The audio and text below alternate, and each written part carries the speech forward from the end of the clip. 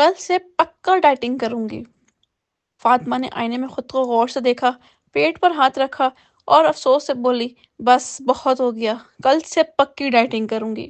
شوہر نے ہنستے ہوئے کہا، یہ کل کبھی آئے گا بھی یا بس وعدہ ہی رہے گا؟ دیکھ لینا، کل سے صرف صحت بخش کھانے، فاطمہ نے پرعزم ہو کر کہا اور ساتھ ہی چکن رول کا آخری نوالا منہ میں ڈال لیا۔ دوسرے دن ناشتے کی میز پر ساس نے گرم گرم آلو والے پراٹھے رکھے۔ ساس، امی میں آج سے ڈائٹ پر ہوں، فاطمہ نے احتیاط سے کہا۔ ساس نے محبت سے جواب دیا، بیٹا ایک پراٹھے سے کچھ نہیں ہوتا۔ یہ جملہ سن کر فاطمہ کا ارادہ کمزور پڑا اور اس نے پراٹھا پلیٹ میں رکھ لیا۔ بس آدھا کھاؤں گی، مگر کب دوسرا پراٹھا بھی ختم ہو گیا اسے خود بھی پتہ نہ چلا۔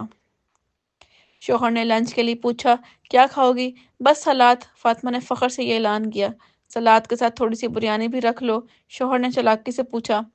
فاطمہ نے تھوڑی دیر سوچا اور بولی، چلو تھوڑی سی ہی صحیح۔ بریانی کی پلیٹ دیکھ کر اسے احساس ہوا کہ تھوڑی سی کا مطلب ایک پوری پلیٹ ہوتا ہے۔ سسرال میں چچا زاد کی سالگرہ سے ٹیبل پر چکن ٹکا، گلاب جامن اور پیزا رکھا تھا۔ ساس نے خوش ہو کر کہا، فاطمہ بیٹا، یہ سب تمہاری پسند کا ہے۔